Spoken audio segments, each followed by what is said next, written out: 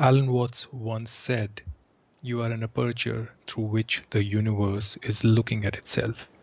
In a world that often feels rushed, pressured, and painfully serious, his voice continues to echo like a bell in a quiet temple.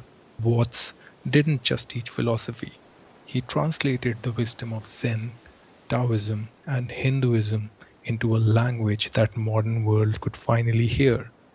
His lectures feel like conversations with an old friend, reminding us that life is not a problem to be solved, but an experience to be lived. In this video, we'll explore the ideas that made Alan Watts one of the most influential teachers of the 20th century. We'll look at his life, his teachings, and the timeless insights that continue to help millions find clarity, peace, and meaning. Take a deep breath and let's begin. Alan Watts was born in 1915 in Chislehurst, England. A curious child fascinated by Asian art and philosophy long before they were mainstream in the West. By his teenage years, he was already writing essays on Buddhism. After moving to the United States, he became an Episcopal priest, but eventually left the church to pursue a more universal, less dogmatic exploration of spirituality. Watts believed that wisdom should be accessible, not locked behind institutions or rituals. He taught at the American Academy of Asian Studies in San Francisco, where he became a bridge between Eastern philosophy and Western seekers. His lectures were lively, humorous, and deeply human, blending scholarship with storytelling. He wasn't a monk, a guru, or a saint. He was a translator of ideas, a philosopher-poet who helped the West understand concepts like Zen, Tao, and non-duality. His life was imperfect, but his insights remain profound. One of Watts' most powerful teachings is the art of letting go. He often compared life to water, fluid, ever-changing, impossible to grasp. The more tightly we cling to control, the more life slips through our fingers. Watts believed that suffering comes from resistance, resisting change, resisting uncertainty, resisting the natural flow of events. He explained that letting go doesn't mean giving up. It means trusting the process, allowing life to unfold without forcing it. Just as you can't smooth water with your hands, you can't force peace by struggling for it. Instead, peace arises when you stop fighting the moment. Watts encouraged us to loosen our grip on expectations, identities, and fears. When we stop trying to control everything, we discover a deeper freedom, the freedom to simply be. Letting go is not a loss, it's a return to our natural state. Perhaps Watts' most transformative idea is the self we cling to is an illusion. He argued that we are not isolated individuals trapped inside our bodies. We are the expression of the universe, just as waves are expression of the ocean. A wave is not separate from the sea, it's the sea, temporarily taking form. Watts believed that our sense of separateness is the root of anxiety. When we think we are alone, we fear death, failure, and insignificance. But when we realize we are part of a vast interconnected whole, fear begins to dissolve. Life becomes less about defending an identity and more about participating in a cosmic dance. This idea isn't meant to be mystical. It's deeply practical. When we stop seeing ourselves as isolated egos, compassion becomes natural, creativity flows more freely, and life feels less like a battle and more like a shared experience. Alan Watts loved reminding us that life is not a task. It's a game, a dance, a piece of music. He said that Western culture treats life like a journey with a serious destination: success, achievement, status. But in music, the point isn't to reach the final note. The point is to enjoy the melody as it unfolds. Watts believed that when we treat life as work, we become tense, anxious, and disconnected. But when we treat life as play, we rediscover spontaneity and joy. Play doesn't mean irresponsibility. It means engaging with life creatively, lightly, and fully.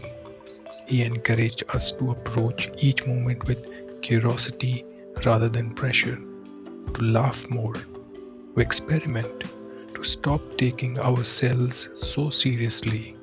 When life becomes play, we stop rushing towards the future and start living in the present.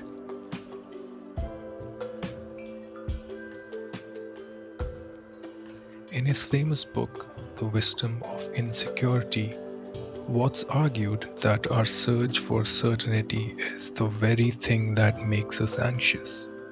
We want guarantees that we will be safe, successful, loved, and secure.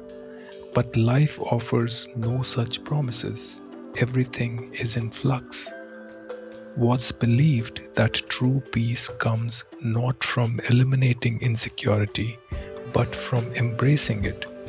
When we accept that the future is uncertain, we stop trying to control it.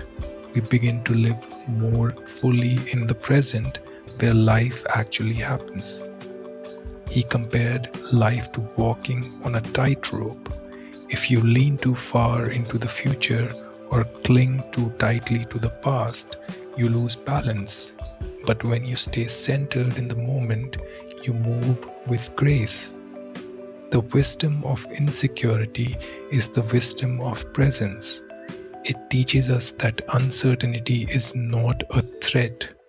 It's the very condition that makes life possible.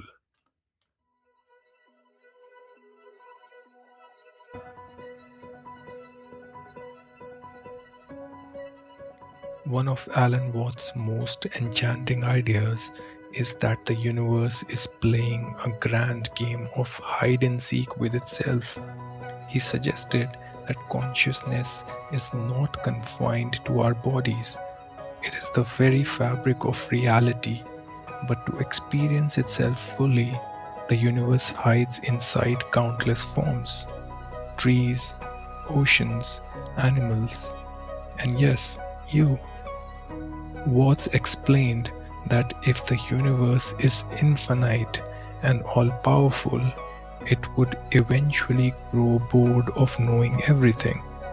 So it creates the illusion of separation, forgetting itself on purpose, just to rediscover itself again.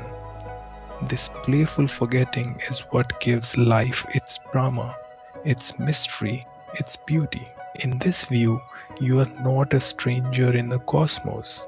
You are the cosmos in disguise.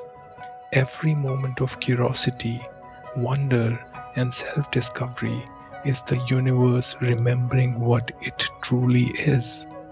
Life becomes less of a struggle and more of a cosmic game.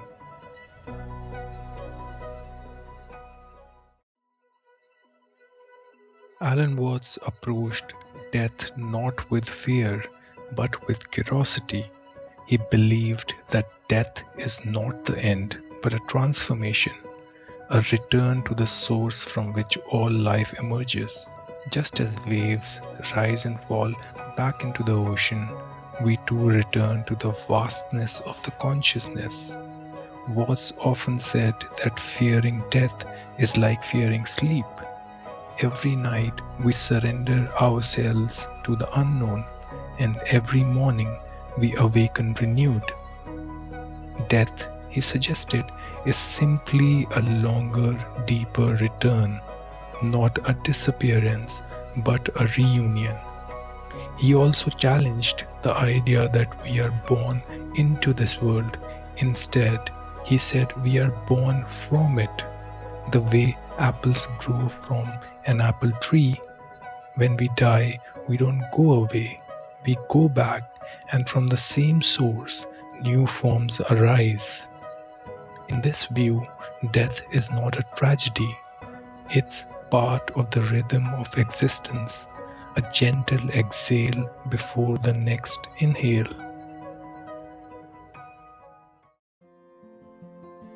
Alan Watts passed away in 1973, but his influence continues to grow decades after his passing.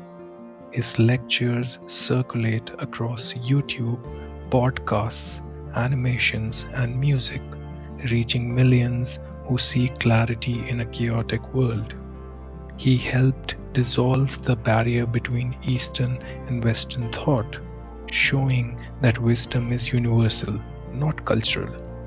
Watts didn't offer rigid doctrines, he offered invitations to question, to explore, to breathe, to live. His teachings remind us that life is not a puzzle to be solved, but a dance to be enjoyed. He taught us to trust the flow, to embrace uncertainty, and to see ourselves not as isolated beings, but as expressions of something vast and beautiful. As we close, take one final breath. Feel the aliveness of this moment, the simplicity of being. As Watts would say, this is the real secret of life, to be completely engaged with what you are doing in the here and now. Thank you for your time. If you like this video, please consider to like, share, and subscribe to the channel for upcoming videos.